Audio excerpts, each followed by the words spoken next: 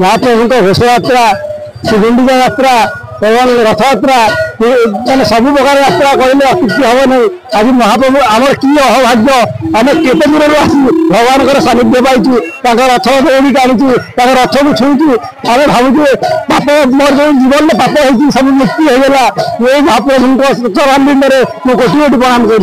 जय जगन्नाथ जय जगन्नाथ जय जगन्नाथ। यह कल्पनातीत भगवान को सेवा करिया समस्त भाग्य मिलेनि मुझे जन सेवक हिसाब से भक्त हिसाब से भगवान को मोर निजर नैवेद्य बाढ़ी हजार हजार लोक आज आस भगवान सानिध्य पाइबा कृपा करने से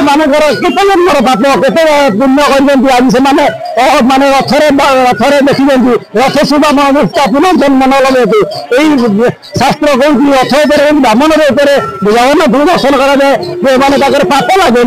मान जीव दशा समस्त मुख्य भक्ति हुए तेणु मुझे अचिंतन भक्त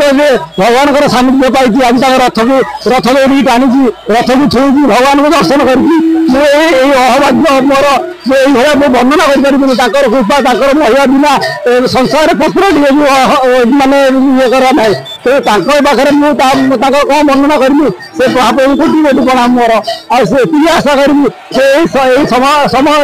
समस्त दुख दूर करूँ समस्त सुख रखु सर्वे भवन्तु सुखिनः सर्वे भवन्तु निरामया सर्वे भद्राणि सिद्धयः पश्यन्तु महाकष्टिं दुःखं जय जगन्नाथ जय जगन्नाथ। मिश्र परिचालक जी कार्यक्रम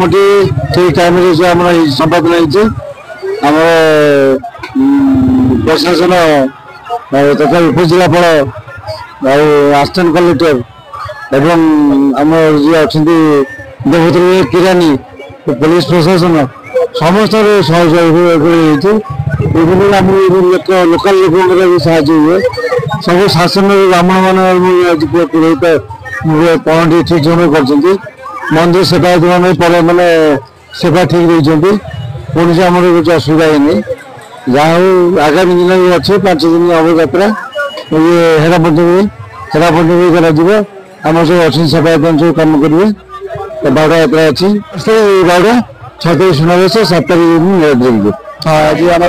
आनंदपुर प्रखंड स्तर आम घोष यात्रा होती बहुत लोक समागम होता समस्त ये सहयोग रही आपंकर युवक बंधु है मीडिया बंधु मैंने पुलिस जो मैंने माने आदिवासी अच्छा आमर प्रशासन है समस्त मिसिक बहुत बढ़िया हिसाब से पालन कराला या पूर्व भी आम बंचर भी भल से पालन कराई जिनसा आज मुझे समस्त गोटे कामना करी प्रभु श्री महाप्रभु श्री जगन्नाथ पाखे समस्त समृद्धि और समस्त सुख शांति पातु आती कह आम जो भाईचारा आज सबुदिन प्रथमतः आज आनंदपुर रथ यात्रा बहुत निराडंबर सहित पालन करा अग्निशम बाहिनी तरफ आमर समस्त प्रकार व्यवस्था जमीक भेहिकल थिला एवं एक्सटिंग्विशर रथरे स्टाफ माने लगाई फायर प्रोटेक्शन ड्यूटी करथिले कौन प्रकार अघटन को सामना करने आम मैंने प्रस्तुत थिलु से जहा आज निश्चित भाव में कौन बिना क्षय क्षति और कौन बिना असुविधा रथ यात्रा पालन हो जाए।